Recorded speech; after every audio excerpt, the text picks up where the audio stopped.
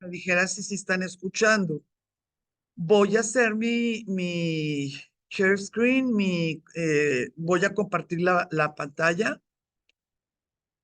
Esta vez estamos ya en la tercera, ay, qué bárbaro, en la tercera sesión y de veras les va a gustar el día de hoy. Vamos a ponerme yo aquí en medio y no, no,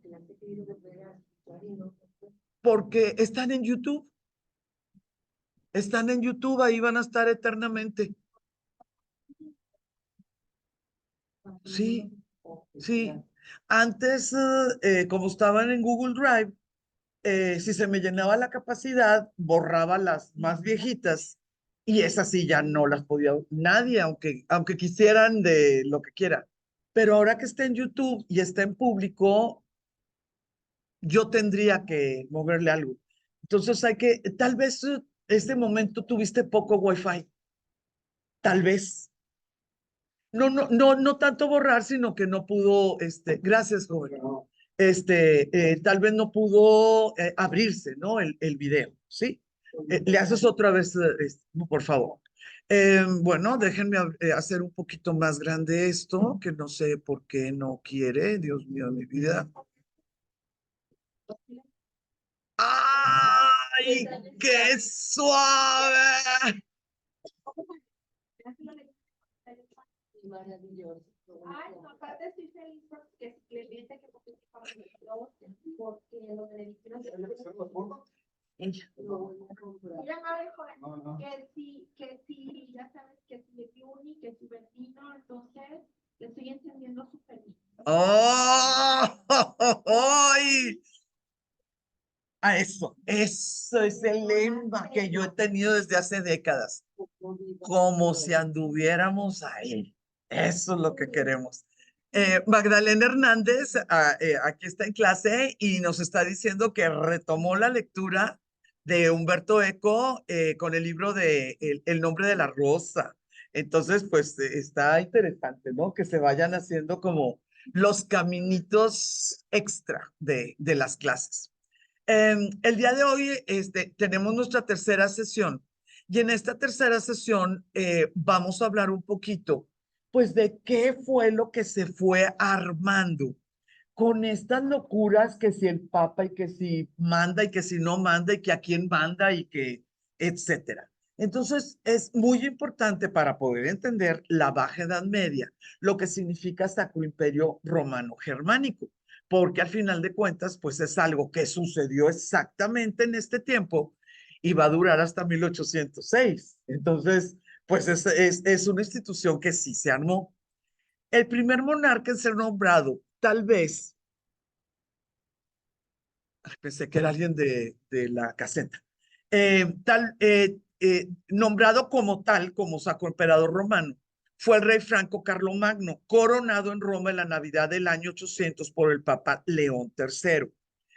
¿Qué tenemos de broma? ¿Qué tenemos de esas cosas que no entendemos de la historia o de la forma en que te lo platican? Es una cosa muy de llamar la atención. La forma en que te platican que coronaron a Carlomagno fue que él, como cristiano católico, en el día 25 de diciembre, ¿sí?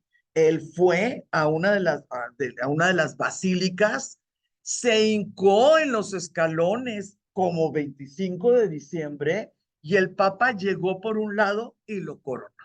Eso es lo que te cuenta la leyenda, la historia, la narrativa. Te dice que fue así. No sabemos cómo sucedió, no sabemos si realmente se pasó de vivo el Papa y medio acomodó las cosas el día anterior y este 25 se hizo y como parodia lo que se platicó fue que él llegó por un lado y lo puso, ¿no? O sea, como que forzaron las cosas, como que no queriendo. Lo que sí sabemos fue que la forma en que se fue moviendo ese acto, ese símbolo en que un papa corona a un rey, pues es espiritual y terrenal, ¿verdad? Se fue moldeando, jalando, rearmando, a veces en beneficio del emperador, a veces definitivamente en beneficio de esos papas que se volvieron señores feudales. Para las personas, para otros historiadores, eso que sucedió en el 800 fue solamente el inicio, realmente el inicio, porque con el Papa o sin el Papa, Carlomagno era gigantesco, no era tanto que necesitara esa situación. Para nosotros, el mundo este que estamos tratando de estudiar, pues empieza con Otón primero, porque ya ven que luego es Otón segundo, Otón tercero, y bueno, después todo lo demás. Entonces, la otra fecha donde se considera históricamente que inicia el Sacro Imperio Romano Germánico es con Otón, porque Otón va a ser la rama germánica de la Germania de esa línea carolingia, ¿sí? Entonces, con Carlomagno solamente se llama Sacro Imperio Romano, ¿ok?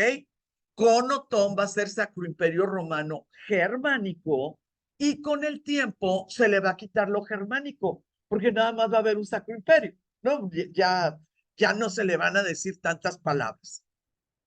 Este Otón el Grande fue coronado por el Juan XII, que nosotros ya lo vimos, en el 962. De las primeras y más importantes situaciones que podemos notar es que lo primero que se afirmó es que las donaciones de Pipino y las de Carlomagno seguían vigentes.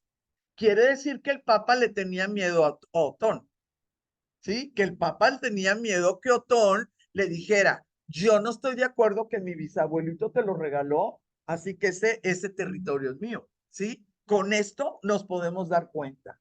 Pero hay una situación muy interesante.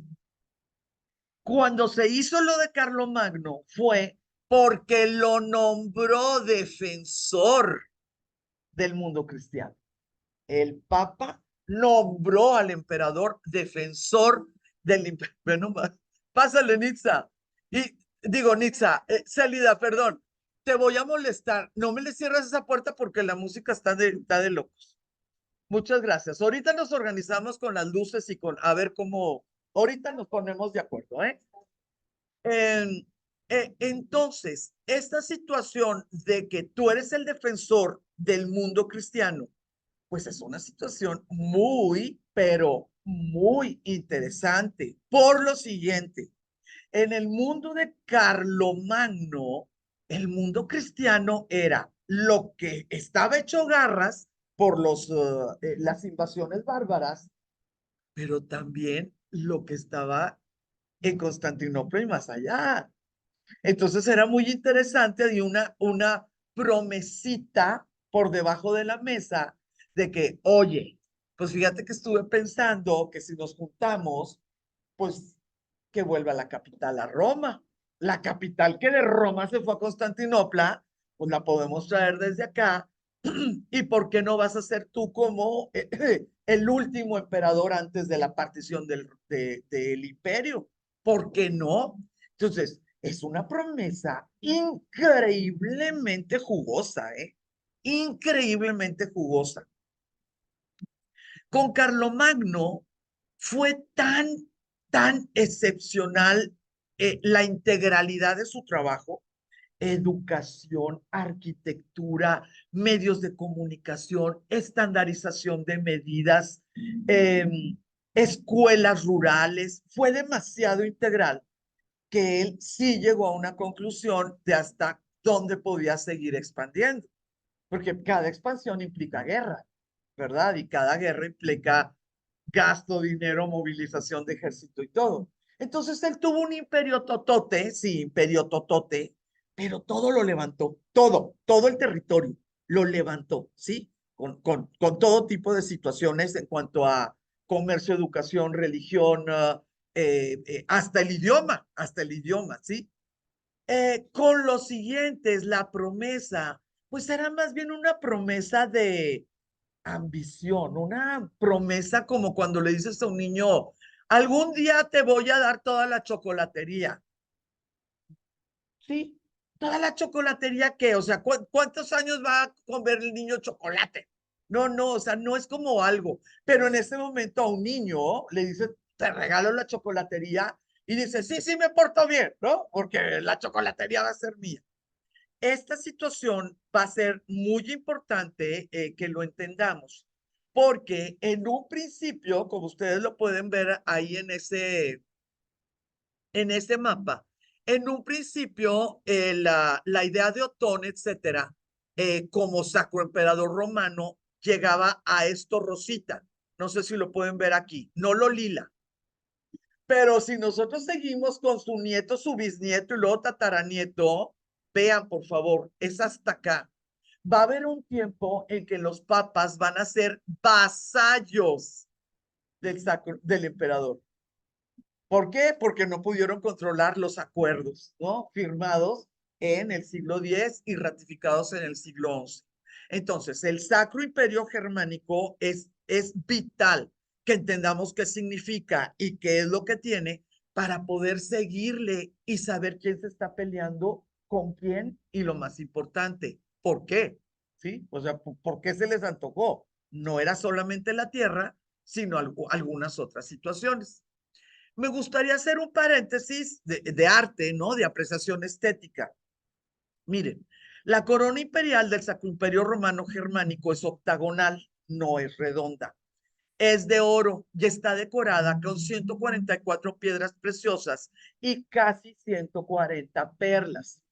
Es de llamar la atención y bueno, ahorita se las voy a presentar, para que más o menos nos demos cuenta. En aquel tiempo todavía no se descubría el facetado de las gemas.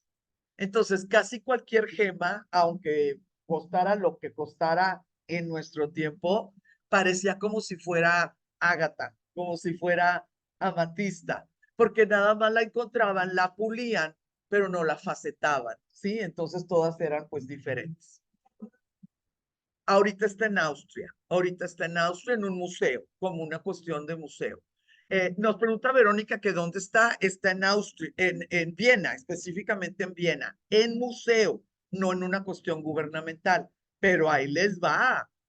Como muchos de los apellidos del Sacro Imperio Romano del siglo XIX todavía existen, porque son familias, digo, es poquito el tiempo, esas insignias imperiales están en ese museo mientras se restaure el Sacro Imperio Romano. Así te lo dicen. Mientras se restaure. Es una locura, pero así está establecido. Sí, están en préstamo mientras se restaure el Sacro Imperio. Es increíble, ¿verdad? Probablemente la corona que pues en su casi totalidad se puede observar ahorita, fue realizada en algún lugar del oeste de Alemania, ¿sí? Del oeste, a finales del siglo X, durante el reinado del emperador Otón I. O sea, si él ya logró restaurar el imperio, pues él dijo, ahora salgo requete bien en la foto, ¿no? De todo a todo. La corona imperial y el resto de las insignias del Sacro Imperio Romano estuvieron custodiadas desde 1424 hasta 1796 en Nuremberg, ¿sí? Porque en aquel tiempo significaba centro de los sacros, no porque fuera Alemania, sino porque era esta sangre carolingia. Y ahí en Nuremberg, pues era como el centro cuando el imperio era pues casi un círculo, ¿sí? Porque era una cosa muy parejita. Bueno, ahí está el Palacio Imperial de Hofburg, en lo que es el museo. Pásale, yo pensé que andabas bailando allá afuera. Sí quisiera, por favor, también comentarles que la mayor parte de los últimos emperadores del Sacro Imperio fueron coronados en la Catedral de Aquisgrán. Aquisgrán fue, pues, el lugar de Carlomagno. Entonces, fíjense, entre más decadencia hay en un espacio, en alguna institución, más se retoma el inicio, porque lo que necesitas es legitimar. ¿sí? Cuando ya están decadentes porque no hay ni una gota ni de historia de los carolingios, pues tú lo que haces es regresar a todo lo que hacía Carlomagno para que quede bien, bien establecido, ¿ok? En la actualidad, ahí en Aquisgrán hay una réplica de cada una de las insignias, ¿sí? Réplica exacta, bueno, pues se puede hacer, ¿verdad? Pero no es la original. Dígame.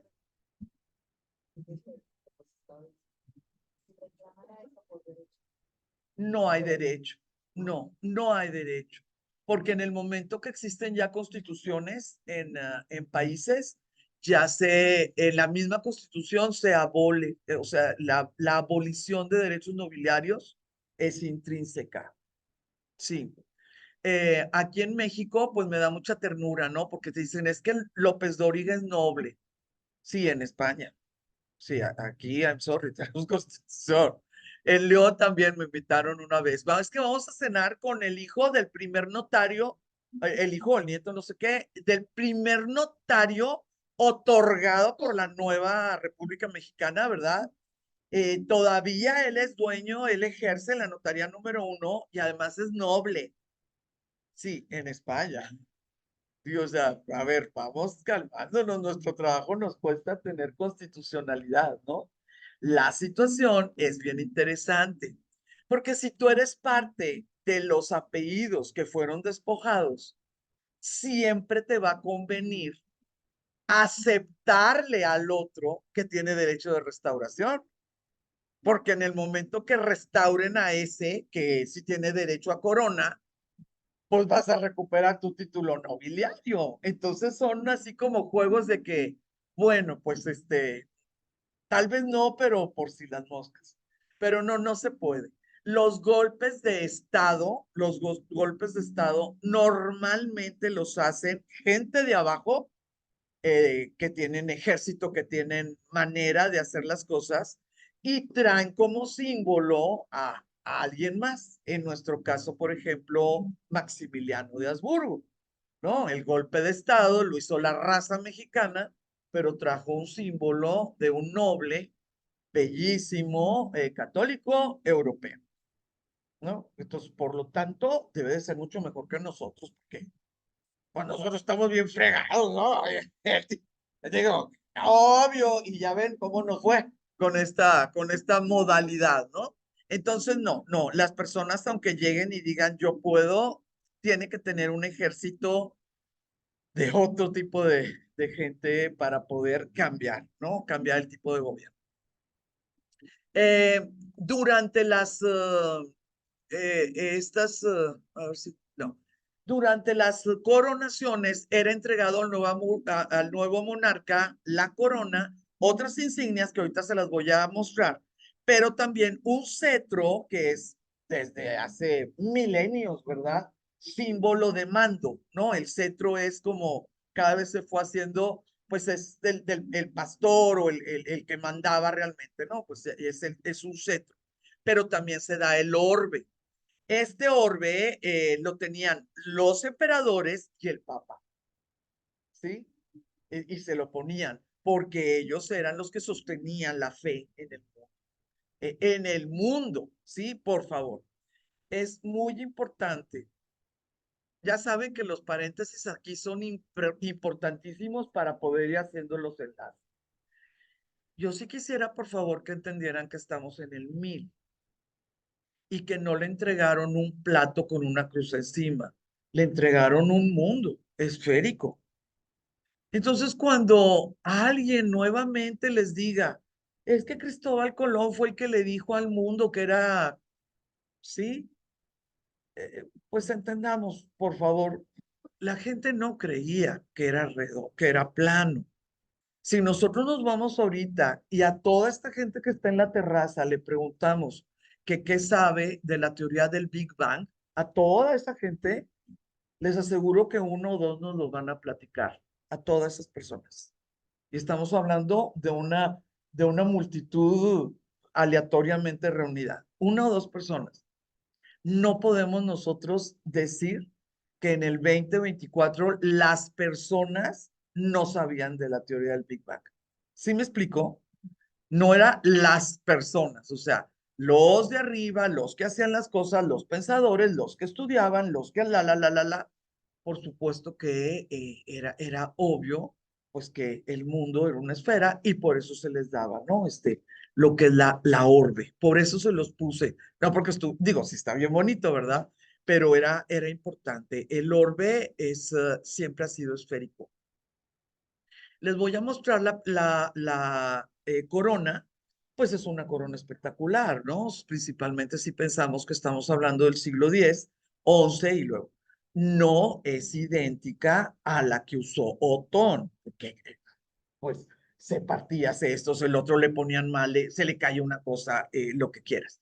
Pero pues sí noten la falta de simetría, ¿no? De la decoración de piedras preciosas por esta situación de la ausencia de la técnica de facetado.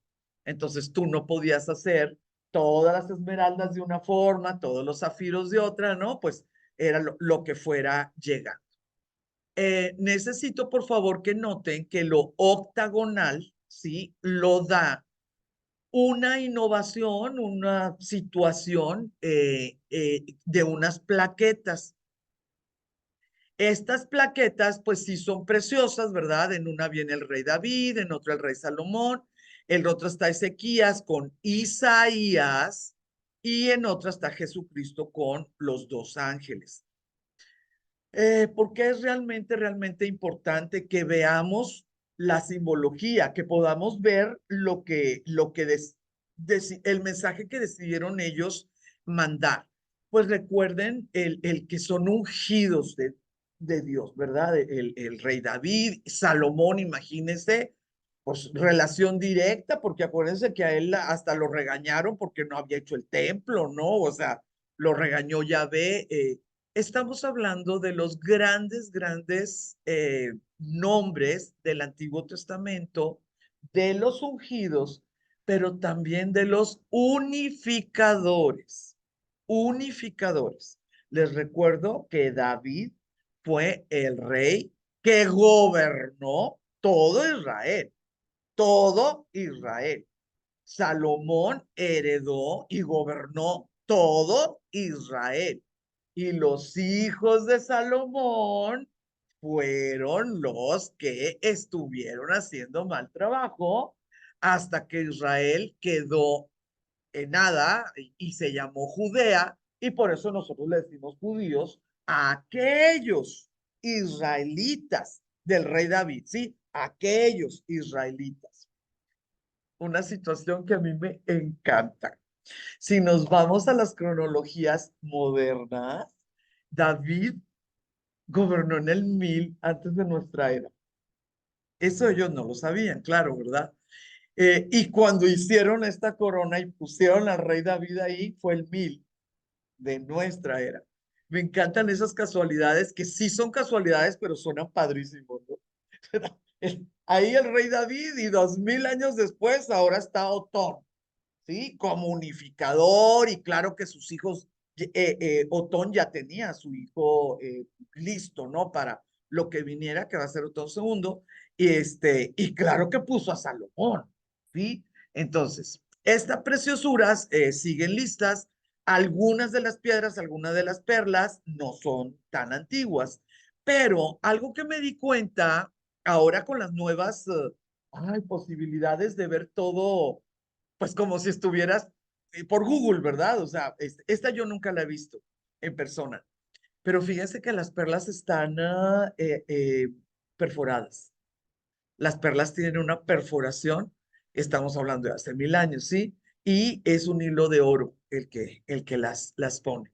Y la otra situación en aquel tiempo es que hicieron todo lo necesario para que de las luces que llegaban, ¿no?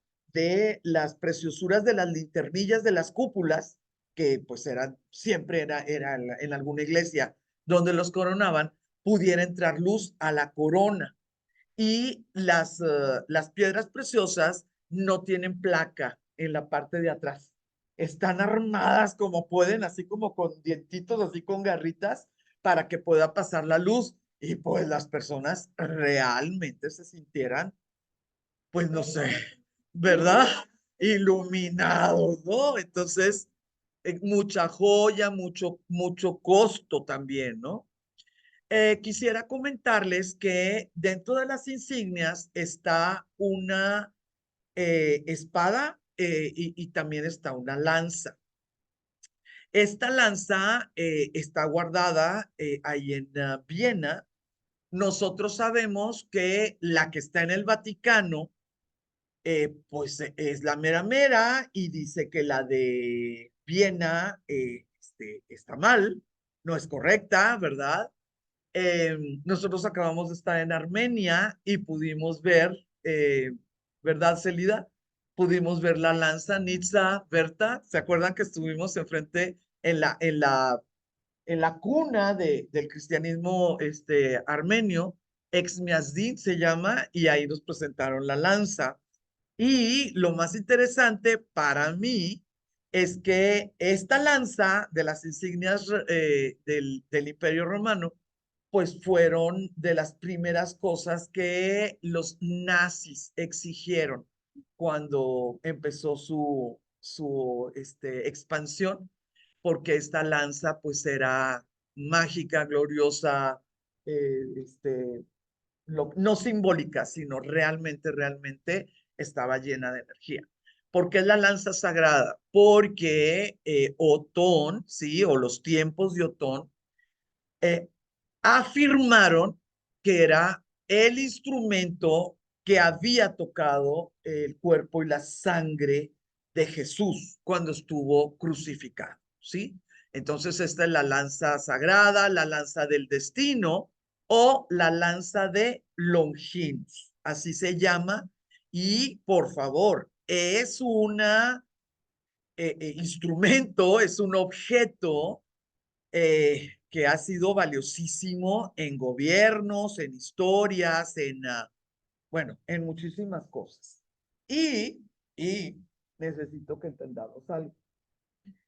Solamente en Juan 19 se habla de ese lanzazo que se le dio a Jesús para poder estar seguros de que si estaba muerto y no le tuvieran que romper las rodillas allá crucificado porque no se iba a cumplir la profecía. Les recuerdo que la profecía en Egipto era que el cordero no iba a tener un solo hueso roto, ¿sí? Allá con Moisés. Entonces la profecía para cumplirse, pues tenía que ser que Jesús bajara de la cruz sin que los soldados, como le hacían a todos los crucificados, le rompieran las rodillas para que murieran desangrados en cuestión de minutos. Juan dice lo de la lanza y dice que fue un soldado romano. En ninguna situación te dice el nombre. Con el pasar de los tiempos va a surgir un evangelio apócrifo, siglo V, siglo VI, que se llama el Evangelio de Nicodemo. Ese Evangelio de Nicodemo tiene muchísimo que ver con la Edad Media, porque en el tiempo de ese Evangelio apócrifo, se leía más el apócrifo, pues porque podía andar caminando, ¿verdad?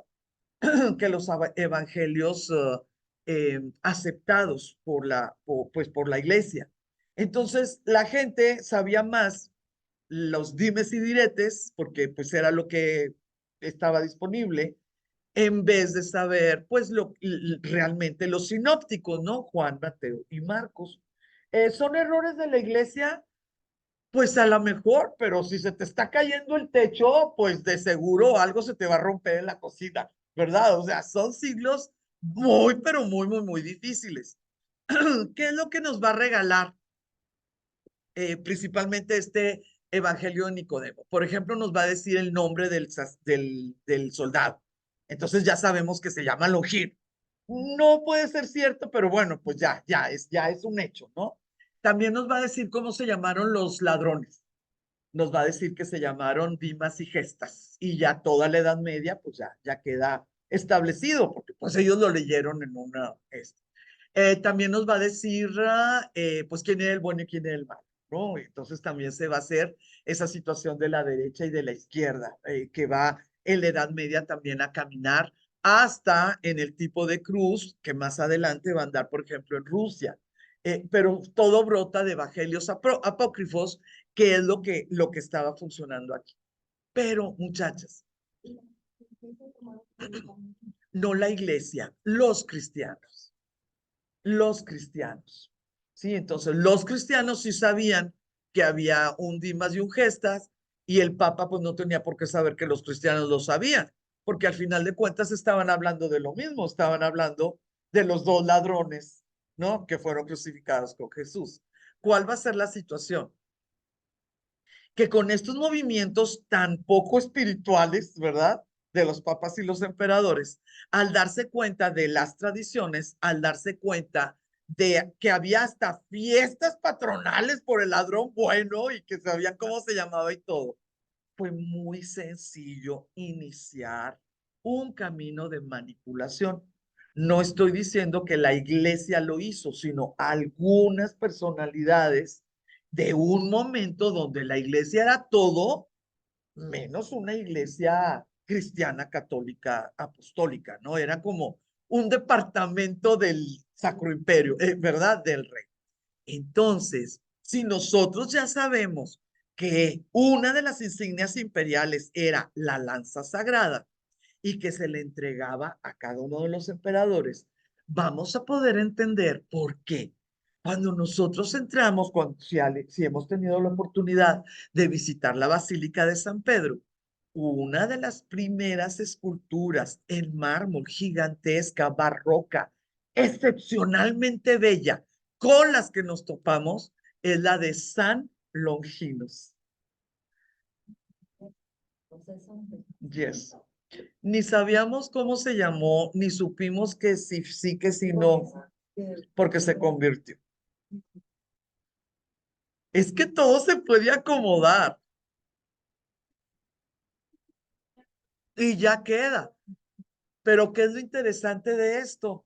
El poder entender a quién le convenía que Longinos existiera y fuera parte de una conversión, pues a los que reciben la lanza, ¿no? No, porque si tú no tienes ninguna lanza, pues ¿a qué te puede interesar si Longinos existió o no existió? Da lo mismo. Bueno, sí está en Roma.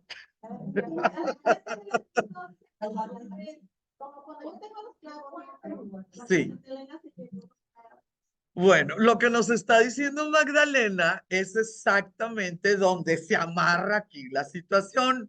Mire, dice Magdalena, como el que tiene los clavos, porque Santa Elena, cuando fue, la mamá de Constantino, cuando fue, les recuerdo que regresó con la vera cruz, o sea, la cruz verdadera, con los clavos los que fueron clavados, ellos, y se supone que también está la punta, ¿no? De la lanza. Así es como caminó y caminó y caminó. Entonces ahí les va. Poquitas décadas después de que ya esta lanza se volvió insignia imperial, pero poquitas décadas, le pusieron eso que ven ahí dorado. Sí, sí lo ven, ¿verdad? El dorado comparado pues con el fierro viejísimo, ¿no? Ese dorado es algo que le puso otro emperador que se llamó Conrado, y le puso el clavo de Constantino. Creo que está prendido eso. ¿Qué? Pero qué raro, o sea, ellos decidieron, yo pensé que eran las puertas. ¿Listo? No. Espérenme, es que aquí está una crisis de pingüinos. Ahí vamos, ahí vamos.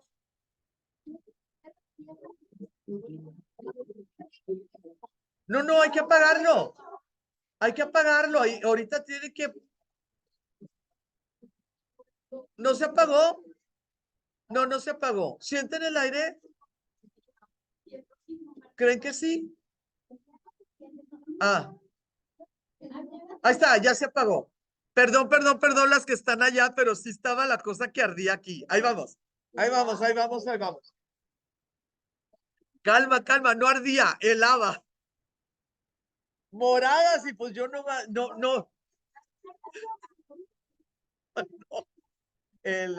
Por 32 años, no, por 32 años, mi esposo y yo íbamos a unas jornadas espectaculares de la más alta intelectualidad del mundo todos los febreros, porque mi esposo trabajaba en una universidad y estábamos ahí listos, ¿no? Y el rector de toda la universidad, pues en una de esas novedades descubrió que el cerebro funcionaba mucho mejor a 17 grados centígrados. Y todas las conferencias de todos esos años las oímos a 17 grados centígrados. Muchas de las mujeres, principalmente muchas de las mujeres, pues en vez de llevar aquí, pues se lo ponían acá, ¿no? Pero yo creo que sí funcionaba, porque sí, nadie se duerme, ¿no? No, no, la verdad, yo sí pensé que estaba entrando por las puertas. Pues miren, ya solucionamos aquí el amoratamiento general de las personas. Vamos a seguir, por favor. Retomamos lo que les estoy comentando. Les acabo de señalar ese pedacito dorado de la lanza. Décadas después de que pues ya se vio muy claro que el Sacro Imperio Romano iba para arriba y para arriba, le pusieron ese pedacito. Primero fue de plata, luego le pusieron nada más hoja arriba de la plata y luego, al parecer, bueno, fue todo oro. Pero lo interesante es cómo seguían la narrativa. Bueno, lo interesante para los historiadores, porque seguir la narrativa no es tan fácil. Porque pues estás en el siglo X, en el siglo XI, no es como que, a ver, tráeme el libro. No, ¿cuál libro? No, pues si son cosas que pudieron haber pasado hace 500 años o 400 años. La narrativa es lo que hizo mención ahorita Magdalena, que Santa Elena había traído el madero, la Veracruz, los clavos, y la lanza y espinas también, bueno, lo que quieran. En la primera, esta franja de plata que le puso y el clavo de Constantino. En latín, ¿verdad? Pero así le puso y el clavo de Constantino. Como para darle más seguridad a los incrédulos, ¿verdad? De que no solamente era la lanza, sino que estaba fundida ese metal, ¿verdad? Y que también traía un clavo de los que le dieron a Constantino cuando por primera vez se descubrió o se identificó el famoso Gólgota, ¿no? La situación o la creencia de saber dónde fue crucificado Jesús. Entonces, estas insignias no solamente es, ay, sí, pues es que quieren parecer más ricos, no. Fíjense cómo no dejan monos sin cabeza. O sea, a cada una de las personas que puedan tener duda de su legitimidad, pues le dicen, sí, pero no, yo tengo la lanza, yo tengo el orbe, yo tengo la corona más cara del mundo. Cada uno va a ser diferente. Aquí les tengo una pintura preciosa de Francisco II, donde ustedes pueden ver otro tipo de corona, pero es, digamos que la idea de que es insignia imperial, el cetro, y pueden ver también el orbe. Francisco II abdicó y disolvió el imperio el 6 de agosto de 1806 ante el avance de Napoleón. Sí, entonces la destrucción del Sacro Imperio Romano también es otra santito, es otra crucecita que le vamos a poner a Napoleón cuando algún día veamos a Napoleón.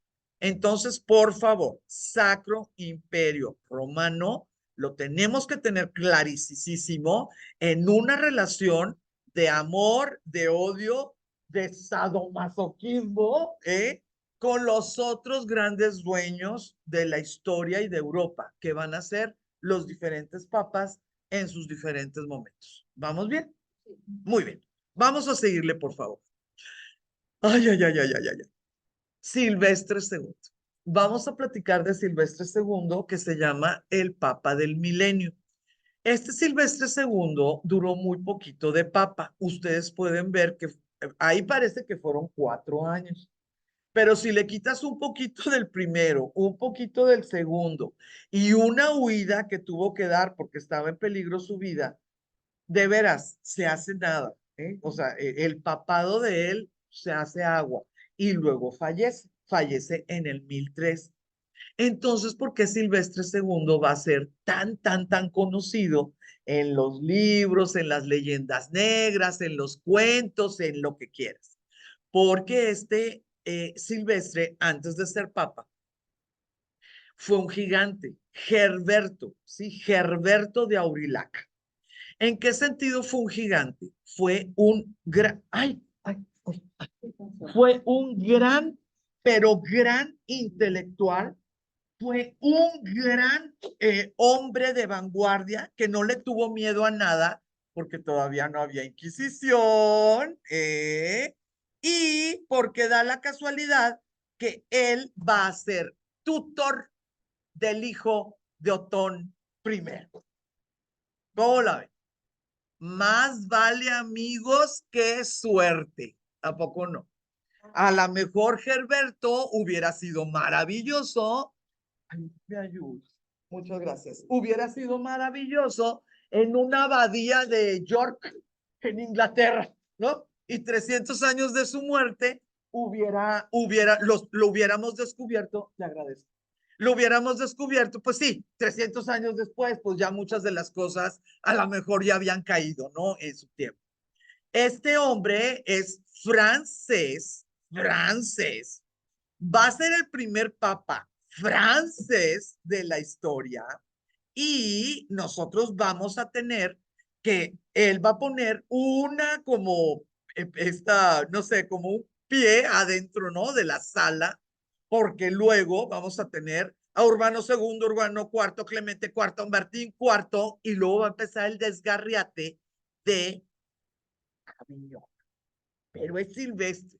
Entonces, poquitito duró, sí, pero ¿qué significó él? Significaron muchísimas más cosas que los poquitos años. Él pasa a la historia como el papa que vendió el alma al diablo. Y nosotros vamos a tener, es más fácil que un estudiante de historia vea una imagen de este papa con algún diablo, con alguna cabra, con algunas así cosas, que haber oído de Silvestre, porque bueno, pues son 3 añitos o 2 añitos y medio, pero es muy, muy notorio que le dan y le dan y le dan que vendió el alma al diablo. El mismo que nos habla barbaridades de los papas que les llamé, que se acuerdan que les conté de la pornocracia, el mismo historiador César Baronio, ¿sí? Él escribió: el Papa Silvestre fue un sabio que se adelantó a su tiempo y por ello fue objeto de calumnias y difamaciones. O sea, tuvieron que pasar 450 años para que la misma iglesia, pues cuando menos hubiera una defensa, ¿sí? De que lo que se decía de él eran calumnias y difamaciones. Este muchacho, totalmente pueblerino, tuvo la gran suerte, que no se sabe muy bien cómo fue el primer contacto, de que un monje descubriera su habilidad como en números, intelectual, algo, y medio parlamentó con las familias, pues para que no se quedara tratando, sembrando, ¿no? Y sus primeros estudios, pues van a ser, ahora sí, ya no va a haber forma de detenerse. Fíjese, estudió algo que Carlomagno inventó. Bueno, Carlomagno y sus ministros, ¿verdad? El trivium fue un invento carolingio, ¿eh? Y 200 años después seguía solamente estudiándose eso. Nadie había inventado otra cosa, ¿ok? Gramática, retórica y dialéctica. Va a tener otra situación, que el conde de Barcelona, que en aquel tiempo pues era la Cataluña, no existe España ni nada, ¿no? O sea, el conde de Barcelona era porque era dueño de ese pedazo totote que se llamó Barcelona en su momento, condado, y él era conde, ¿ok? Pasó por ahí porque andaba en peregrinación y pues tienes que dormir y comer, ¿no? En alguna parte. Pasa por ahí y alguno de los monjes, dice la historia, ¿verdad? Que alguno de los monjes dijo, es que ya le estamos quedando chico a Herberto, ya lo que tenemos que hacer es ver, pues cómo le sigue. Y lograron, no sabemos, no tenemos idea, ¿verdad? De pues cuáles fueron los arreglos, pero este muchacho, 18, 19 años, más para el sur, ¿no? Más, y va a Barcelona. Viajó a la corte del conde de Barcelona y ya estando en Barcelona, tuvo toda la península ibérica musulmana y judía a su disposición, con todo su conocimiento, sapiencia, sabiduría, libros, etcétera. ¿Cuál va a ser el primer problemón? Que solamente podía hablar con personas que hablaran francés o latín. Entonces, pues él rápidamente se puso a estudiar los otros idiomas. Entonces, dice la historia que llegó, bueno, que el griego pues fue sin que nadie lo regañara, ¿verdad? Aprendió griego, que aprendió árabe y que lo tenía absolutamente en secreto y que muy posiblemente podía hablar, no leer, pero hablar hebreo, ¿sí? Dice la historia.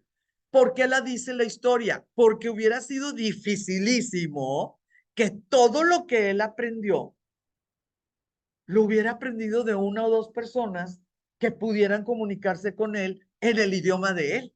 ¿Sí me explico, verdad?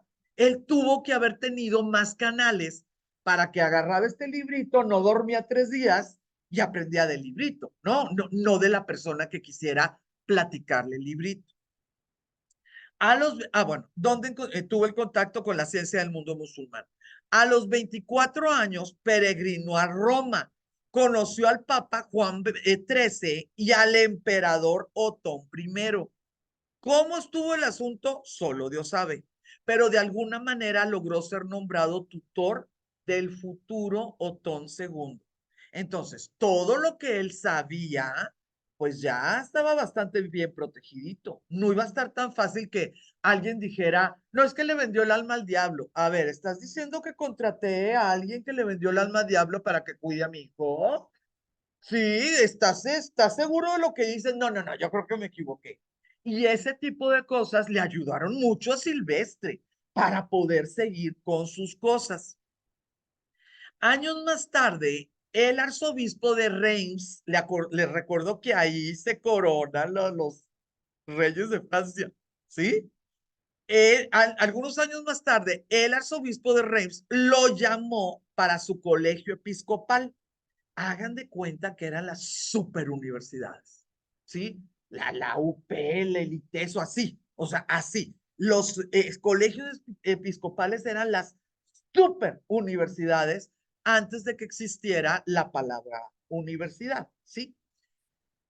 Ahí podemos darnos cuenta que el arzobispo de Reims, cuando pasó por Reims, Herberto rumbo a Roma, supo todo lo que este Herberto había aprendido allá abajo y que acá en la cristiandad no solamente no se sabía, no se podía aprender. Bueno, del hijo del sacroemperador, pues pasó al arzobispado de Reims. Ya sabrán que son muy buenos puestos, ¿sí? Muy buen caminito que llevaba. Se distinguió especialmente por su erudición en el terreno científico, en particular en el conocimiento del quadrivium. Entonces, por favor, fíjense, en la Edad Media, las personas doctas, o sea, doctores, doctas, manejaban el trivium y el quadrivium, ¿sí? 7. Los licenciados, los bachelors, ¿sí? solamente manejaban el trivium. Él, por supuesto, que se siguió con el cuadrivium y además lo enseñaba. ¿Qué materias eran? Aritmética, geometría, astronomía y música. Música en el sentido aritmético de la creación de sonidos, ¿sí? En la cuestión de números, la octava, todo lo que ustedes quieran imaginar. En el año 1001 tuvo que hacer frente a uno de los levantamientos populares que periódicamente se daban en Roma y que le obligó, junto con Otón III, quien había fijado su residencia, huir a Rávena. Y esto es lo que les digo, que pues una vez más, no se puede sentir que fue un papa, pues que ejerció, ¿verdad? Estamos con Silvestre II, ¿eh? eh, Vamos a tener que era tan querido, realmente tan respetado, que fue la nobleza romana la que puso orden al gentío y le dijo, nosotros sí queremos al Silvestre y perdónanos por favor, nuestro problema es que el emperador tenga ya 6 años aquí. Pues, y es lógico, ¿no? De que, pues, ¿cómo estuvo? Desafortunadamente se nos murió. Él ya tenía 58 años. Sí, 58 años de edad. Ahora, ¿por qué es lo máximo Silvestre? ¿No van a creer que todavía se utilizaban números romanos en el año 1000? Entonces no podías multiplicar, no podías sumar, no podías hacer cosas grandes, no podías pasar de cierto número, 3999 estrellas allá arriba, porque no te daban, ¿no? Los números romanos. Va a ser Silvestre el que va a insistir cuando todavía era Gerberto y era maestro. Entonces, con una clase, pues tenía 45 personas que se enamoraban, ¿no? De esta maravilla. Y esas 45 personas se iban a 45 pueblitos, ¿verdad? Y empezaba la situación. Lo hermoso es que con un mes que hubiera sido de papa y hubiera utilizado los números arábigos en las cosas formales, ¿no? Las oficiales del papa, pues con eso ya, ¡pum!, sale. Los números arábigos, nosotros les decimos arábigos porque los aprendimos de los árabes, pero los árabes los aprendieron de la India, ¿sí? Los árabes los aprendieron pues cuando se fueron en el siglo VII y pudieron tener esa relación directa pues con el área de influencia de la India. La forma en que los manejó Silvestre y cómo decimos, lo hacemos nosotros, sí es muy diferente. Vamos a tener que nuestros números o los números que nosotros entendemos tienen más relación con los números del Renacimiento. Pero no importa. Aquí lo importante es que ya no son números romanos, ¿sí? Sino que van a ser, oye, el 111, pues es 111, ¿verdad? Y no le das, o 3999, pues es 3999, y no un número con las letras así de este tamaño. A mí una vez una persona me dijo, lo cual no sé, digo, sé que no es cierto, pero es increíblemente lógico. Y desde que me lo dijo, pues no puedo escribir los números de otra manera porque mi cabeza me reclama. Esta persona hace como unos 40 años, en una broma, estábamos en una mesa comiendo, nos dijo como reto, a ver, ¿cómo pueden ustedes ponerle lógica a los números? Lógica. Pues que sí, que no hay, que siempre hay uno que dice yo sí puedo, ¿no? Yo dije, no, no tengo idea. Y esta persona nos dijo que era el número de ángulos. Entonces tenemos el 1 sin el palito de abajo, ¿sí? El 1, un solo ángulo. El 2, dos. El 3, por fuera y por dentro, ¿verdad? El 4, por eso sale. ¿Se fija? No es así, sino así. Por eso se sale. El 5 El 6 no fue redondo, sino fue cuadradito, ¿verdad? Y tiene el 8 sin lugar a dudas, ¿verdad? Pero el 7 a mí me encanta, porque el 7 es para que cumpla 7, por eso tiene la rayita en medio, ¿sí? Y también abajo. El 8, el 9, pues es sencillísimo, y bueno, hasta ahí. Nos lo dijo, a mí se me hizo increíble, pues el que lo haya pensado lo que quieras. Entonces ahora, pues claro que el 1 lo tengo que poner así y el 7 así, porque en mi cabeza es como un mandato, ¿no? De hacerlo. Pero si nosotros vemos cómo se usaban los símbolos en lo que pudiera ser los diferentes western, por ejemplo, que es de donde nosotros venimos, ¿verdad? El arábico occidental, pues fíjense cómo se iba caminando y luego ya llegaron a nosotros. Bueno, esto ya lo platicamos. Nosotros tenemos que las primeras menciones no son de Herberto, ¿sí? No son de Herberto. Pero 4 años después de esas primeras menciones, Herberto ya lo estaba promoviendo. 4 años es muy poquito, más en esos tiempos, pues de tan poca difusión. ¿Quién va a ser el mero, mero, mero, mero, mero, mero? Afortunadamente, ya no un religioso, sino un matemático, el famosísimo Fibonacci. Acuérdense que ay, salen películas, salen a historia de arte, lo que quiera, porque tiene él pues una secuencia, ¿no? La secuencia de Fibonacci. Y eso fue hasta el siglo XIII. Pero ahí les va y ya las voy a dejar descansar y luego ya les seguimos. Esto es un astrolabio. El astrolabio estaba maldito porque era de los musulmanes. Entonces, como estaba maldito, aunque fuera perfecto, no lo utilizaban los científicos occidentales, ni los astrónomos, ni los marineros, ni las personas que quisieran enseñar. Y pues nuestro querido Silvestre traía su astrolabio y da la casualidad, colgado, lo traía colgado, y da la casualidad que no olía azufre, ni cayó un rayo, ¿verdad? Ni nada. Sí. Entonces, los astrolabios empezaron a comprarse de los judíos en Andalucía. Entonces ahí salía bien fácil porque es que él me dijo que era converso. Él le dije, ¿se lo compraste a un judío? Él me dijo que era converso. Yo no lo conozco, ¿verdad? Pero tranquilos, así, todo bajo control.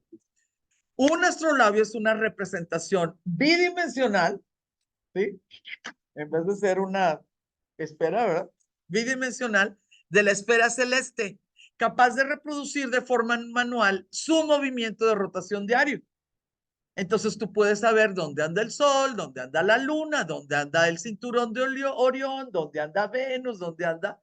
Y ese tipo de situaciones te puede servir muchísimo para poder predecir eclipses, para poder saber dónde está el norte en cualquier momento, etcétera. Es una belleza. Ahí en mi casa tenemos como 10, de los más chafos a los más bonitos. Y tiene algo así como hipnótico, porque aunque no le entiendan nada, como que tienes ganas de que oh, así como las urracas, ¿no?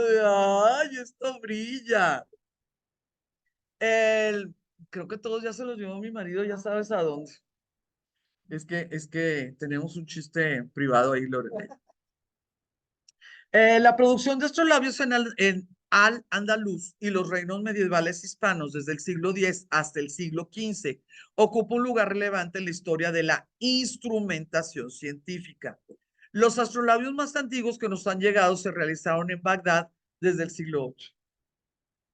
Y a nosotros, Europa, gracias a Gerberto, llegaron en el XI. Fíjense, pues toda la pérdida, ¿no? Porque sí, porque es ciencia que no tienes casi que explicar. Es ciencia que la gente la intuye, porque pues tienen miles de años entre padres, pues mandándole a los hijos cierta información, ¿no? Acerca de lo que es la astronomía. Otra de las cosas que él introdujo y luego, ni modo, no funcionó, ni modo, pues, las cosas cambiaron, ¿verdad? pero estuvo como un siglo y medio o 200 o 2 siglos funcionando. Otra de las cosas que Silvestre II introdujo o le permitió a la cristiandad de usarla, va a ser esto que se llaman esferas armilares. Armilares por como armellas, digamos, ¿no? Armilares, ¿no? De esta situación. Estas esferas armilares, pues sí son qué bárbaro, un portento de análisis científico. Ellas forman un modelo de la... Ay, esto está equivocado. Perdón, perdón. Voy a quitar esto. Voy a quitar esto, perdón.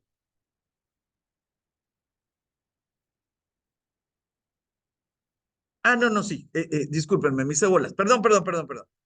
Responden al modelo geocéntrico del universo. Sí, es así. Geocéntrico. Ellos creían que la Tierra estaba en el centro. Ellos todavía no sabían que nosotros orbitábamos en el Sol.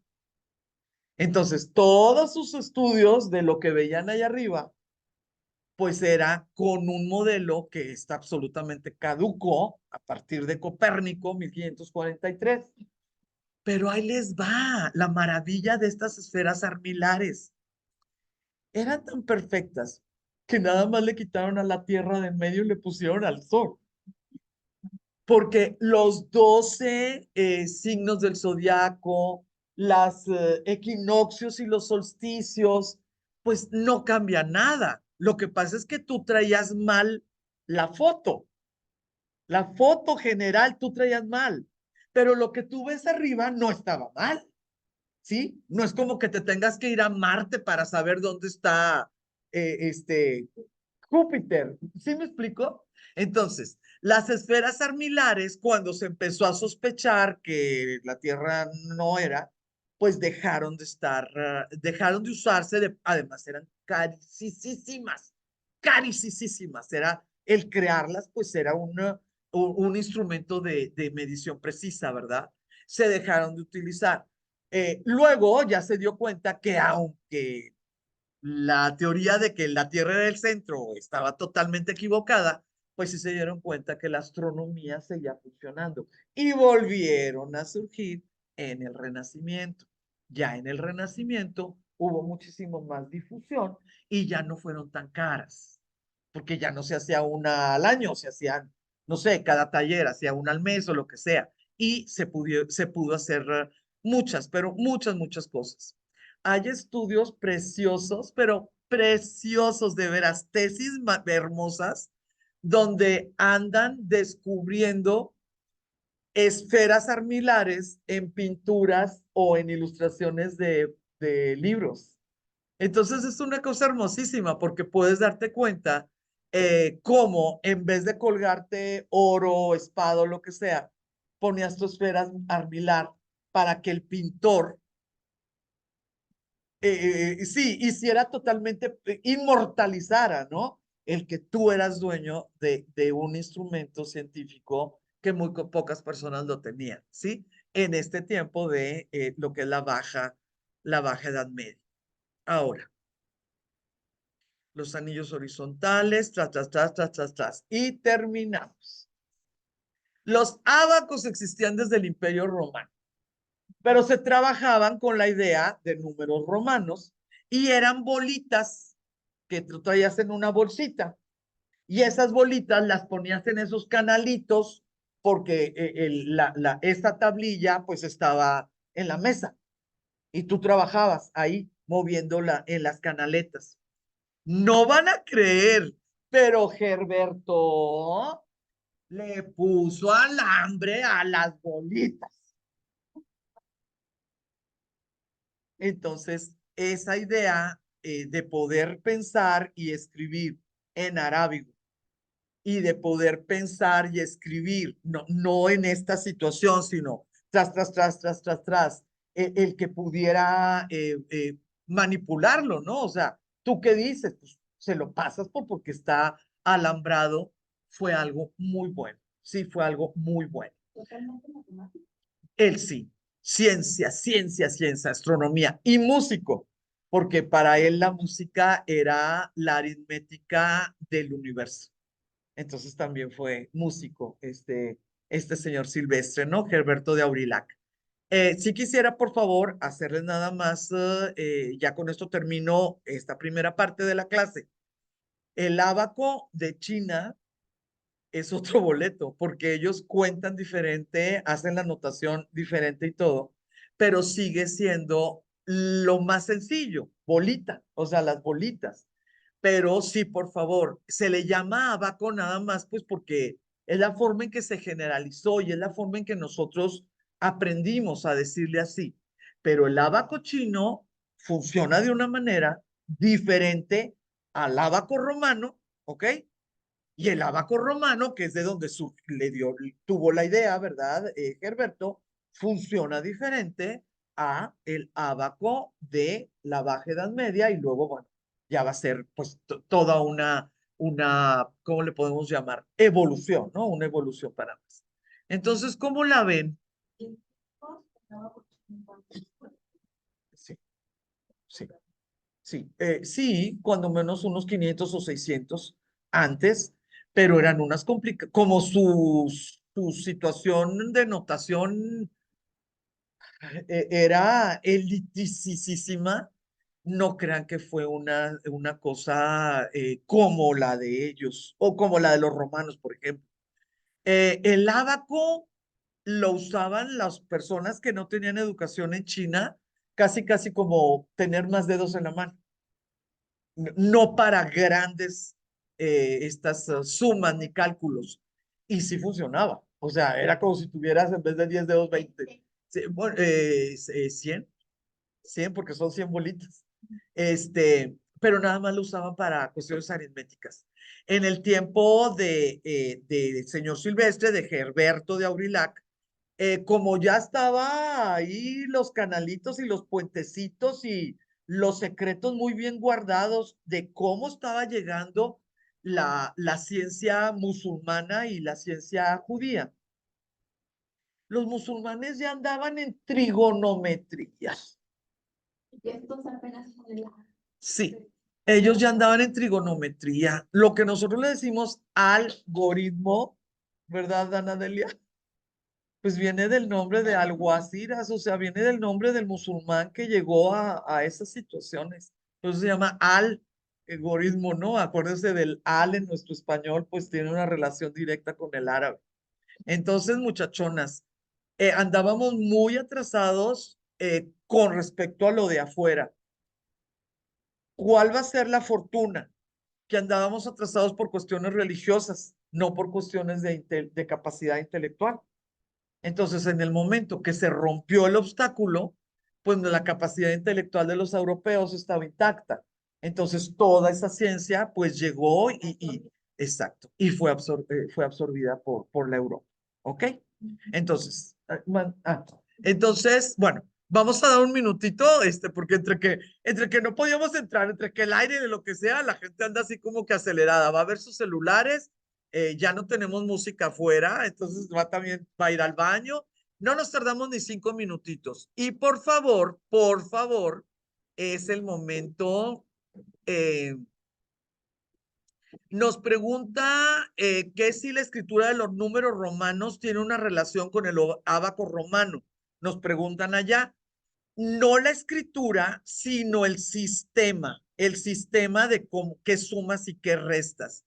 La escritura romana viene directamente de Grecia, ¿sí? O sea, primero fue Grecia, luego fue Roma y luego alguien inventó el ábaco para hacer eh, cuentas principalmente de almacenes, realmente cuentas de qué me debes, qué te debo, qué está entrando, qué está saliendo.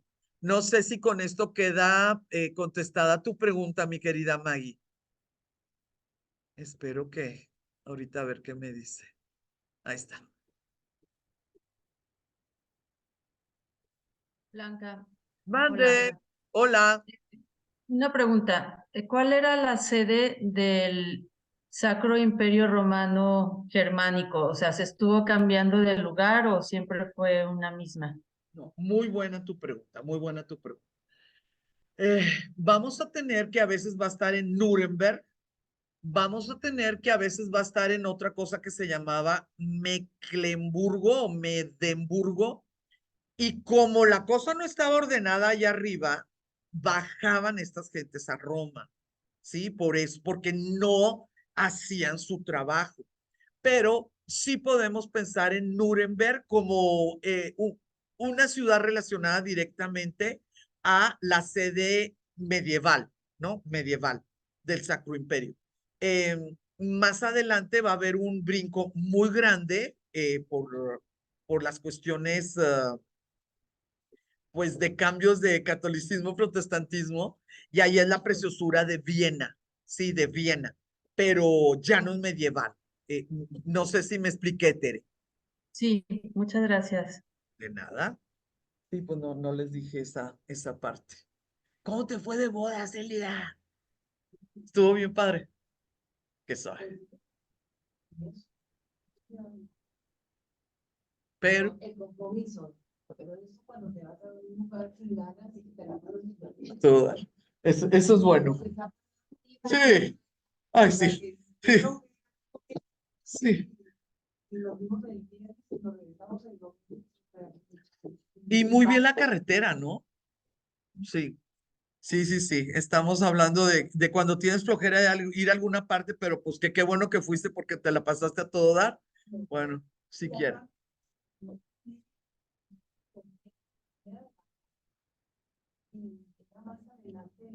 Ok. Ah, bueno. Sí, yo no he podido saber cómo fregados ni se llega ni se regresa. Es una locura. Y ahora por aquí, y ahora por acá, y ahora regresa y le digo a Alfonso, no, tú lo que quieres es marearme para que no llegue sola. No te hagas el loco, nomás me quieres marear. Eh, a ver, ahorita faltan dos personitas. Ahorita regresamos, ¿eh? Ahorita nos ponemos en paz. ¿Algún comentario, algo que quisieran, aumentar o quisieran aportar? Estamos aquí a la orden. Oye, ese Silverio, pues ya no más faltaba que era cuatro.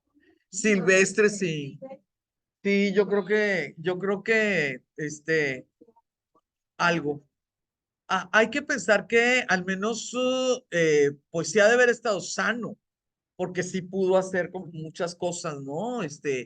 Ahí va con Otón, ahí regresa a Reims, ahí va a Roma, más de verdad.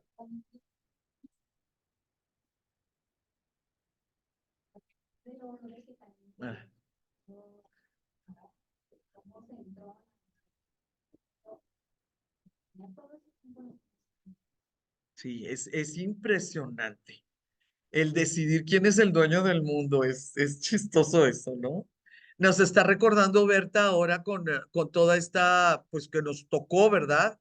Con el fallecimiento de Elizabeth II y con la entronización pues de Carlos, y nos está platicando, pues que también se le dio, qué barbaridad, el orbe. No lo tiene. Sí, sí, pero nosotros estamos muy feos para ellos. No les interesamos en lo más mínimo. Lo único que hacen, nos pregunta Verónica que si en los emperadores de Oriente tienen el orbe. No, nosotros estamos aquí ensuciando su mundo, ensuciando su sangre, encochinando su sangre. O sea, además yo creo que tienen toda la razón en sentir de que por qué llegamos nosotros, ¿no? A este mundo si ellos estaban tan requete bien con su color, su forma de escribir, su forma de ver. Sí, o sea, realmente es una neurología. Simplemente el trabajar en columnas y no en renglones es una neurología totalmente diferente. Entonces, no, ellos no nos quieren. No quieren. No les interesamos ni siquiera como súbditos. Ay, qué pena. Pero bueno, pues ni modo, no les puedo contar otra cosa. Muy bien, ya regresaron aquí todas, espero, les agradezco muchísimo. Tenemos a 10 personas allá en el Zoom, pues que hagan el esfuerzo. Según Jacques Legoff, que es este titular, perdón, el autor del libro en el que estoy basando esta clase, eh, a este tiempecito se le debe de llamar plena Edad Media, entre el siglo XI y el siglo XIII. Jacques Le Goff dice que es exactamente en esta plena Edad Media que se produjo el nacimiento de Occidente, que antes de la plena Edad Media, la verdad, la gente no sabía ni para dónde, ni de quién era, ni para dónde iba. Como Occidente, no podíamos pensar, bueno, según el señor Legoff, que éramos una cristiandad occidental o lo que quisieras, todavía no. Pero en la plena sí, que es del siglo XI al XIII. Y solamente como dato curioso, se considera que en esta plena Edad Media pudieron pasar más o menos de 240 millones a 300 millones de personas en todo el mundo, ¿sí? En la actualidad somos 8.000 millones. Somos 8.000 millones 1.000 años después. Y ellos, en 300 años, pasaron de 240 a 300. Para ellos fue un salto gigantesco, ¿sí? Fue un salto realmente, realmente gigantesco. ¿De qué estamos hablando cuando hablamos de Occidente? Estamos hablando de todo este picadillo, ¿sí? En Escocia todavía vivían los escotos, ¿sí? En la anglosajonia todavía estaban peleándose los anglos y los sajones, y así les puedo comentar. Todavía los espacios pues tenían una relación directa con sus, ¿cómo se llama? Pues orígenes. Necesito que en este mapa, se den cuenta de este color lila de la Rus en Kiev y este color lila del Ducado de Normandía. Sí, sí lo vemos, ¿verdad? No quiere decir que entre ellos se sean ni amiguitos, ni primos, ni que se comunicaban, ni no. Pero sí necesito que lo noten, porque se van a morir de la risa ahorita que les cuente algo, ¿verdad? Pero sí necesito que entiendan que las dos zonas eran vikingas. Entonces era muy, pero muy sencillo que pudieran hacer coalición entre ellos, ¿sí? Vikingos en un sentido escandinavo, noruegos, daneses, finlandeses, no, o sea, vikingos en un sentido de los de allá, pero los dos estaban, tanto en Normandía, fíjense nada más, en Normandía como en la Rus. No se llamaba Rusia, solamente se llamaba Rus. Vamos a tener húngaros, vamos a tener búlgaros, enemigos absolutos del Imperio Bizantino que está en café. Vamos a tener polacos y esa cosa gigantesca, ¿verdad? Que es el Sacro Imperio Romano. ¿Por qué va a ser más importante el Sacro Imperio Romano que la Rus de Kiev? Pues por todo. Trascendencia, ascendencia, historia, demografía, densidad poblacional, líneas de comunicación y, claro, ambiciones. En el tiempo que nosotros estamos hablando, pues eran tan poquitos que aunque tuvieran grandes ambiciones, pues no seguían, ¿no? Denle tantito más al niño y verán hasta dónde van a llegar los rusos, ¿verdad? Pero en este momento, aunque ustedes puedan ver unos territorios gigantescos, estaban muy despoblados y además, pues ya sabrán, ¿verdad? Ese es el clima, como nos está diciendo Elvia, que inmediatamente relacionó esta situación. ¿Qué es lo que va a estar? ¿De qué van a estar rodeados? ¿Qué es lo que va a estar sucediendo en otras partes en el tiempo de la plena Edad Media, el momento de la creación del Occidente? El mundo musulmán se hallaba en su edad dorada. En China reinaba la dinastía Song. Muy bien, muy bien. En Corea ya tenían dinastía, eran autóctonos. Japón se encontraba en pleno periodo Heian, que estamos hablando de los últimos momentos antes de la desintegración feudal. India estaba inmersa, ese sí, en el periodo de los reinos medios, con muchos problemas, y vamos a tener muy diferentes dinastías. Entonces, ellos sí ya están desintegrados. En el África, abajo del Sahara, continuaba inmersa en el periodo prehistórico. No tenían escritura. Mientras que el tráfico de esclavos estaba comenzando a ser un factor importante en el desarrollo de los reinos del sur del Sahara. Esto quiero que lo tengan por allá apuntadito, porque cuando van a empezar los esclavismos por parte de Portugal, ellos llegaban a mercados de esclavos. Sí, sí. Ellos no llegaban a ver a quién pesca, llegaban a comprar. Cuando no sabes eso, no puedes entender pues la cantidad, porque dices, bueno, pues qué tantos barcos y que de veras no se podían, no los podían matar a todos, ¿no? Si ya estaban adentro del territorio. Lo que pasa es que ya había mercados. Los portugueses hicieron sus propios mercados, sus propias rutas. Sí, no estoy diciendo que no, pero la entrada ya era una situación pues que tenía siglos, desafortunadamente, de existencia. No en apogeo, pero sí en existencia. Las culturas Wari y Tiahuanaco se estaban retirando del poder e influencia en Sudamérica. Las culturas Chachapoyas y el reino Chimú se hallaban en pleno ascenso y florecimiento cultural, también en Sudamérica. En Mesoamérica, el periodo clásico maya ya estaba llegando a su fin y Palenque y Tikal, vámonos, en este vámonos de picada.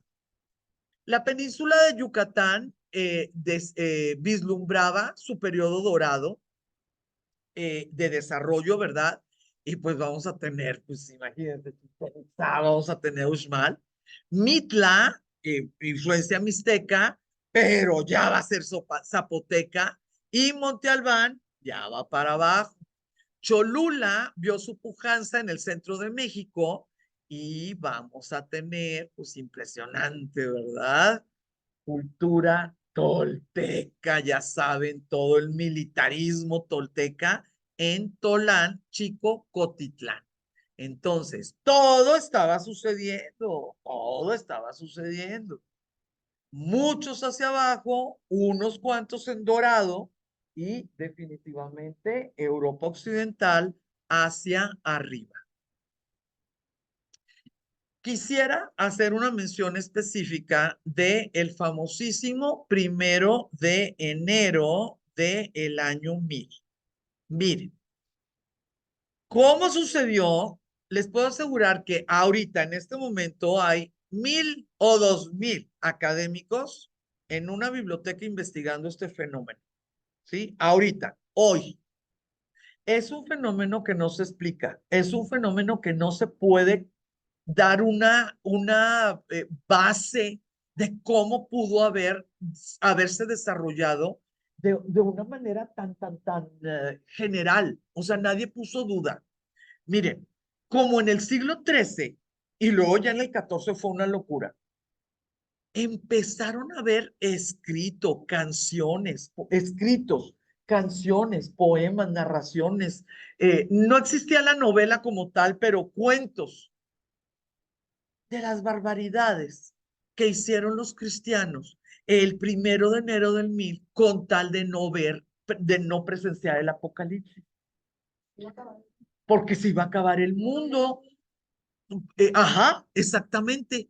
Pero está bien chistoso, porque en el 13 fue una cosa de no poder creer, todo mundo contando eso. En el 14 le pusieron más sal y cremita a los tacos. En el Renacimiento, que ya hay teatro, que va a haber imprenta, oye, siguieron y siguieron. Hasta el siglo XVIII alguien dijo, oye, ¿y si sucedió esto? Pues, ¿dónde están todas las fosas comunales? ¿Dónde están todos esos cadáveres? Si dicen que todo esto pasó más en esta área que en otra, pues ¿por qué no existen monumentos en recuerdo de todas esas gentes que se murieron latillándose para que el dolor pudiera, los pecados, ¿no? ¿Dónde están las pinturas? Pero de ese siglo, no del 13, del 14, del 15, hasta el 18 y el 19. Ya en el 20, ahora sí ya está probado que fue un mito historiográfico, que no era posible una histeria colectiva de todo un espacio que nosotros conocemos como Unión Europea, ¿sí? Ahora, ahora te lo dicen y te lo enseñan de esa manera, pero en otros tiempos se hablaba de las locuras del milenio, ¿sí? Lo que pasaba. Es que el perengano, conde de no sé quién, agarró a su esposa y a sus hijos y los llevó y los encerró con una familia que tenía pústulas para que se contagiaran, sufrieran, y luego el conde les prendió fuego a todos para que la lumbre purificara, y todo el mundo se quedaba, wow, qué heroísmo del conde que sacrificó el amor, ¿verdad?, de su esposa y de sus hijos con tal de salvarles el alma. Eso se decía siglo XIII, siglo XIV. Bueno, 18, 19, pues la investigación no da la evidencia, ¿no? O sea, ¿dónde están los huesitos? A ver, ¿qué pasó?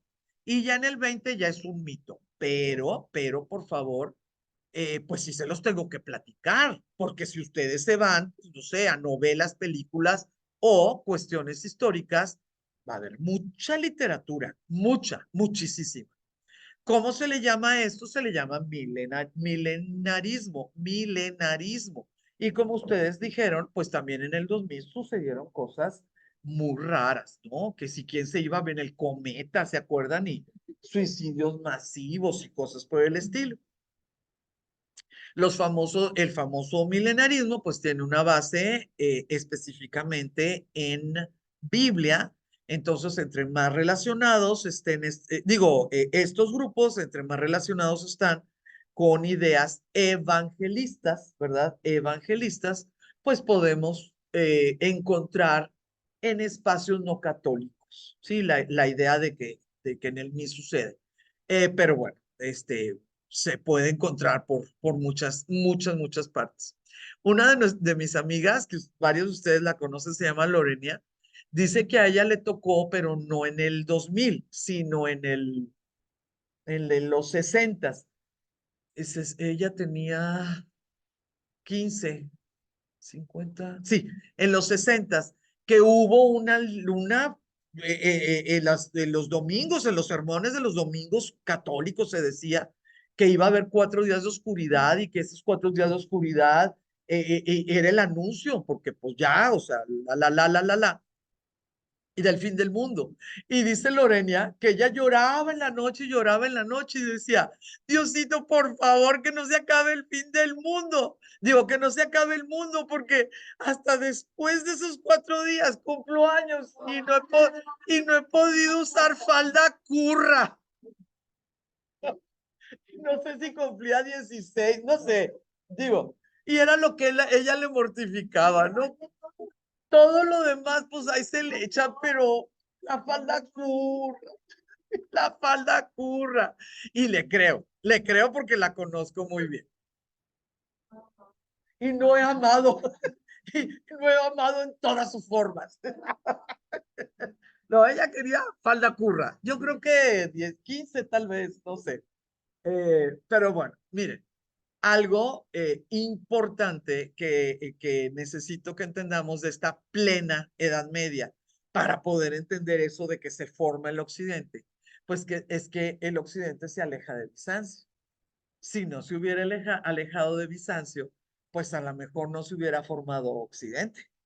A lo mejor simple y sencillamente dentro de nuestra inutilidad científica, tecnológica, etcétera, hubiera sido absorbido muchos territorios, ¿verdad? Y se hubiera ido a Oriente, ¿no? O sea, a Bizancio. Pero no. En el año 1054 va a suceder algo que no es como que lo hubieran hecho de manera estratégica. No, ellos no supieron lo que significó, ¿verdad? Pero sí sucedió algo muy importante. Y en ese 1054, bueno, lo que sucedió se le llama el cisma, o sea, la ruptura, ¿ok? El cisma de Oriente, así se le llama. Pero yo quisiera nada más hablarles de un emperador que se llamó Basilio II, porfirogeneta, o sea, creado del oro. ¿Sí? Su genealogía, ¿verdad? Nosotros vamos a tener que este Basilio II va a tener una combinación muy especial allá, en Constantinopla, cuando de este lado andaban hechos bolas entre el papa fornicario y el Otón, ¿sí? Este Basilio en su lugarcito va a hacer ciertas cosas que va a dejar muy bien parado el imperio cuando él fallece, ¿no? Que él va a fallecer en el 1025. ¿Cuáles van a ser las características de lo que estaba sucediendo en el gobierno allá del Imperio Bizantino? Mire, número uno, a este muchacho, a este niño, Basilio, el papá en vida y con todos los ejércitos comprados, los coronaron en Santa Sofía, los coronaron emperadores de Roma, porque pues ellos era imperio romano, de Oriente, pero bueno, de Roma. Eso es algo buenísimo, porque aunque eran niños, pues les juraron obediencia y además pues los sobornos pasaron. Cuando murió el papá, que seguramente el papá sabía que pues venía rápido, porque nada más fueron como 6 años después, hubo generales espectacularmente eficientes que funcionaron como emperadores porque eran niños, los coronados. Pero es una preciosura, muchachas, que si tú estás en un imperio que se creó por cuestiones estratégicas, pues el que esté gobernando en lugar del niño sea un general y no su mamá, ¿verdad? Digo, pues a lo mejor la mamá tiene muy buenas intenciones, pero no se puede, pues ese es un imperio. Y no solamente va a ser uno, sino van a ser dos, Nicéforo Focas y Juan I Simices. Otra cosita mejor, cuando ya el protocolo dijo que este Basilio y su hermano un poquito más chiquito, pero también coronado, ya tenía la edad por protocolo. Solo Dios sabe qué pasaba en privado. No podemos saber. Pero va a haber un tío abuelo, también llamado Basilio, que va a poner en orden a cualquiera que tuviera alguna duda de que el jovencito era el emperador. Entonces el muchachillo, mientras aprendía a ser hombre o a ser emperador, ¿verdad? Tenía ahí a un tío abuelo diciéndole a la gente, y te aguantas porque él, además de ser hijo del anterior, ya está coronado. Son circunstancias que no muchos jóvenes emperadores tienen a su favor. Muchos emperadorcitos que pudieron haber hecho cosas maravillosas, les toca empezar a gobernar a los 12, 13 años, pues los hacen garras, ¿verdad? Su propio ambiente. Si nosotros pensamos desde su coronación, pues qué barbaridad, o sea, casi cumple sus 50 años, pero ustedes ya saben que no es verdad, ¿sí? Porque pues primero lo coronaron en vida del papá, luego fue un general, el otro general, y luego tuvo minoría de edad. O sea, ustedes ya saben que este número simplemente número, es simbólico, exactamente. ¿Cómo le van a llamar a él? En griego, ¿verdad? Pero le van a llamar el matabúlgaros, porque él es el que va a poner en orden esa frontera con un reino espectacular, que es el de Bulgaria, ¿sí? El reino de Bulgaria. él va a poner orden de que olvídate de que el imperio bizantino en frontera es débil. Y fue algo muy, muy, muy bueno para el imperio. Me dice uno de los libros que leí, hay un libro como de los 80s, dice, Basilio es un santo para la iglesia ortodoxa, ¿no? Porque bueno, pues es la oriental. Y es uno de los más connotados villanos dentro de la historia de Bulgaria. Pues sí, si te dicen matabúlgaros, pues ni modo que no le digas a tus niños, y este fue un desgraciado, ¿no? Me dio ternura que me hayan puesto así. A pesar de las guerras casi constantes, Basilio se distinguió como administrador, que redujo el poder de las grandes familias terratenientes que dominaban la administración y el ejército imperial, llenando su tesoro y llevando el imperio a su mayor extensión en 4 siglos. Entonces, por favor, cuando acá Silvestre nomás tuvo 2 o 3 añitos y el siguiente 5, nosotros vamos a tener un imperio bizantino con un señor que cuando se nos muere, cuadruplicó la extensión, digo, perdón, tuvo la máxima extensión y tenía las arcas llenísimas. Pues, ¿quién iba a mandar en una negociación, muchachos? El bizantino. Sí, por más que digas, es que yo soy Otón, sí, mi vida, pero yo soy Porfirogeneta, ¿sí? Échame lo que más quieras.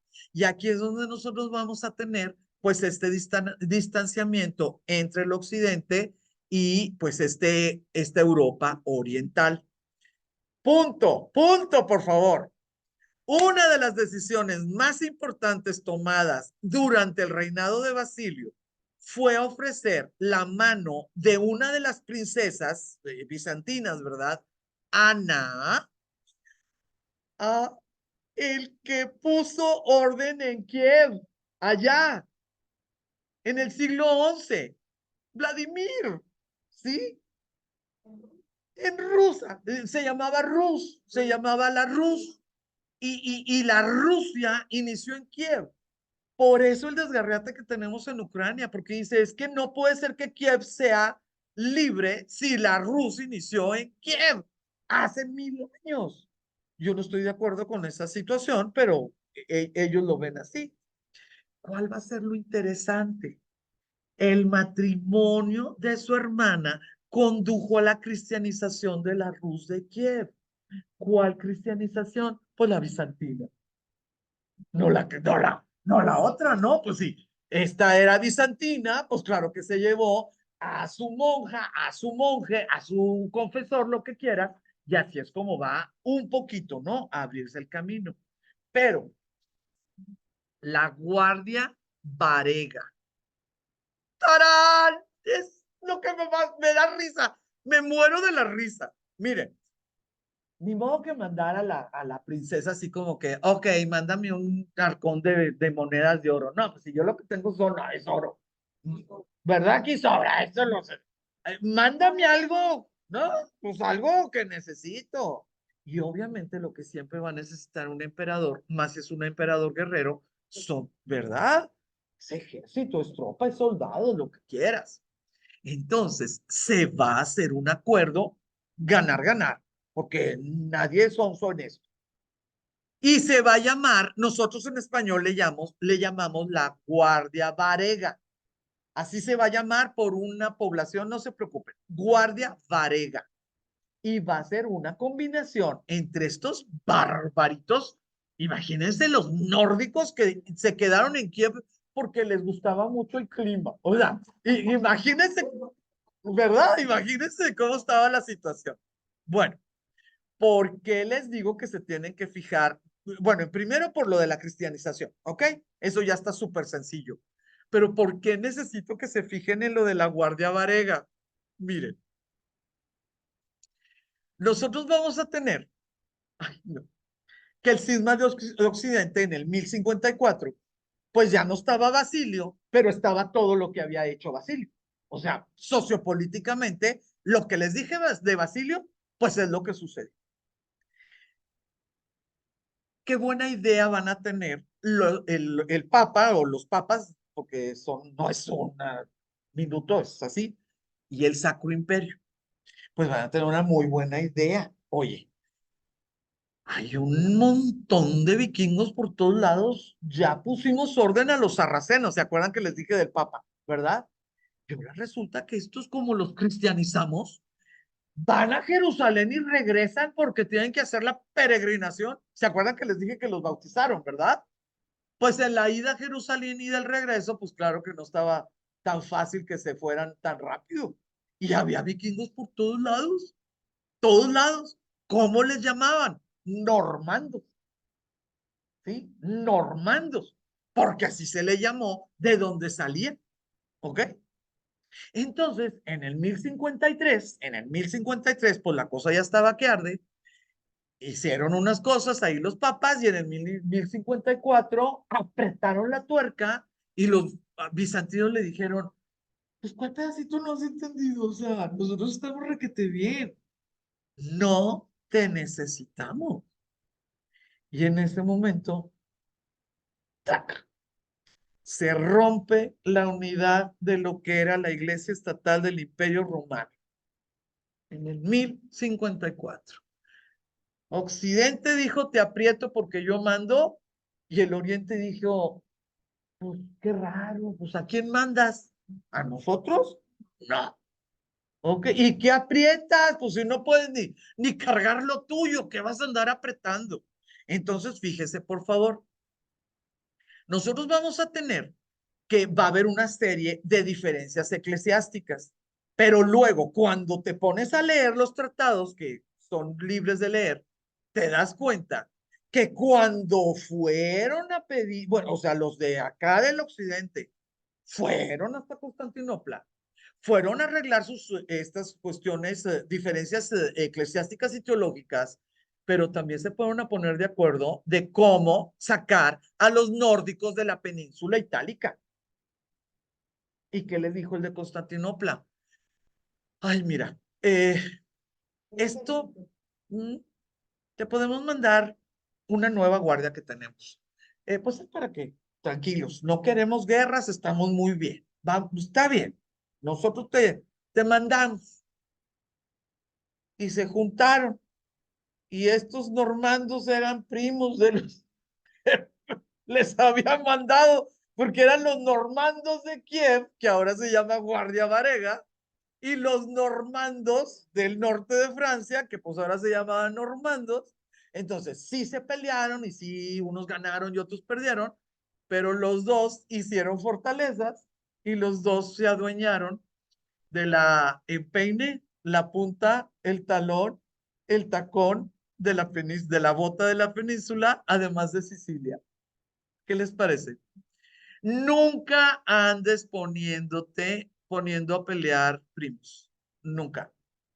Otro ejemplo que también es medieval, cuando los ingleses disque se estaban tomando Escocia y ponían a pelear este con este, y cuando se reconocían, pues yo me quería casar con la hermana de él, entonces pues no le voy a dar y lo que sea, y no había guerra, porque uno era primo del otro, vecino del otro. Son errores que pocos reyes los cometen, y cuando los cometen, pues pasan a la historia, como unos errores garrafales. ¿Cuáles son las diferencias eclesiásticas que les dijo Constantinopla? Ay, te le echas, o sea, nosotros tenemos 550 años diciéndoles a ustedes que eso nosotros no lo vamos a creer. Bueno, no, 600 años teníamos diciéndolo. Yo no sé por qué vienes otra vez a decirme, oye, por cierto, ¿te acuerdas de tal cosa? No se nos ha olvidado, no se nos va a olvidar. 600 años, no lo vamos a creer. ¿Qué es lo que no vamos a creer? Que el Espíritu Santo viene del Padre y del Hijo. No lo vamos a creer. El Espíritu Santo sale del Padre, pero no del Hijo. Supongo que a nosotros no nos quita el sueño ese problema, ¿verdad? Pero a ellos. Entonces, uno, procedencia del Espíritu Santo. Los de Constantinopla dijeron, no entiendo tu duda, o sea, no entiendo. Dos, Sí, se cortaba el pan, con levadura o sin levadura. El de la Eucaristía, o sea que si era hostia o si estaba así. Lo más importante de todo, que a mi juicio es algo vergonzoso e infantil, la reivindicación del obispo de Roma como primado. O sea, tenemos obispo en Roma, en Constantinopla, perdón, en Roma, Constantinopla, Alejandría, Antioquía y Jerusalén. El primero y el más importante y la cabeza universal es Roma. Católico significa universal. Católico significa universal. Luego Constantinopla, porque pues la capital, ya saben, ¿no? Roma, luego Constantinopla. Jerusalén simbólicamente es como la madrina, ¿no? De las otras cuatro. Pero esas cinco desde hacía 700 años, ya estaba clarísimo. Roma, Constantinopla, Alejandría, Antioquía y Jerusalén, pues como la guía, la protección de todas las demás. A eso se le llama la pentarquía. Como ya estaba claro que ellos eran los meros meros, estaban ellos ofreciendo aceptar nuevamente que Constantinopla era la dos. Era un regalo, ¿sí? Que el occidente le llevaba. Y mandaron legados papales, y le dijo Constantinopla, ¿sabes qué? Yo creo que ya no hay pentarquía. Yo creo que con la llegada de los musulmanes, esto de que somos cinco y de que todos somos hermanos en Cristo y que somos cinco cabezas de iglesia ecuménica, ¿sí? Ecuménica, yo creo que ya no es una realidad. Y si a eso le suman que nosotros no vamos a aceptar que el Espíritu Santo proviene también del Hijo, pues yo creo que aquí la cortamos y pues todo tranquilo. Entonces, ¿qué es lo que hace el Papa? Los excomulga. Porque como él es el mero mero, porque pues es el de Roma, ¿verdad? Entonces el de Constantinopla dice, no te dije, sí, le dijo, no te dije, pero ahora somos nosotros el uno. Porque como Antioquía, Jerusalén y Alejandría están de este lado, a donde vienen a estudiar es con nosotros. El idioma que quieren aprender es el griego, no el latín. La forma en que se mueve, vea por favor, en el barco es con nosotros. Entonces, ya estos ya iban allá en Istria, ¿no? Allá y no te dije, pero nosotros somos el uno de cuatro, ¿sí? Los mandan a excomulgar y pues claro que Constantinopla los comulga. Y en ese momento se hace el cisma de Oriente porque ¿quién iba a arbitrar? ¿No? ¿Quién iba a ser ese árbitro? Esta es la Italia del año 1000. Esta es la Italia del año 1000. ¿Ok? Y ya nada más, que bueno, que ya me quedan 2 minutos, les quiero enseñar la Italia del año 1154, cuando aquí empezó una guerrita de unos normandos que venían de Jerusalén con unos varegos que había mandado Constantinopla. Aquí una guerrita, aquí miren, se llama. Ay, perdón. Bueno, aquí es Salerno. Ay, perdón. Ay, qué sonsa soy. Aquí donde dice Salerno. Ay, qué sonsa. Qué sonsa. Qué sonsa, sorry. ¿Que todavía no son telépatas o qué está pasando aquí? Perdón. Aquí en Salerno. Empezó esta situación de que llegaron allá a descansar los que venían de Jerusalén, les ganaron contra unos piratas, les pagaron los de ahí, entonces estuvo bien fácil, le hablaron a su hermano, su primo, su hermanito y esto de que aquí están pagando por defender hubo más. Ahí fue donde les pidieron ayuda a los de allá de que, oye, pues ya son muchos. Les mandaron más, porque la Guardia Varega pues tenía raíces, ¿no? Eran primitos, ¿verdad? Eran primitos. Entonces, sí quisiera, por favor, que notaran que es demasiado, o sea, demasiado el territorio que perdió tanto el imperio, el Sacro Imperio, aunque no era de ellos, pues están súper cerquita de ellos, ¿verdad? Y cómo se notó que al final de cuentas, el Papa sí estaba solo, tenía que estar doblegándose ante todos los de al lado para poder tener ejércitos, porque pues era muy chiquito. Comparen, por favor, el tamaño de las posesiones de los normandos, ¿verdad? Y las posesiones del Papa. Eso te pone en situaciones de mucha debilidad, ¿verdad?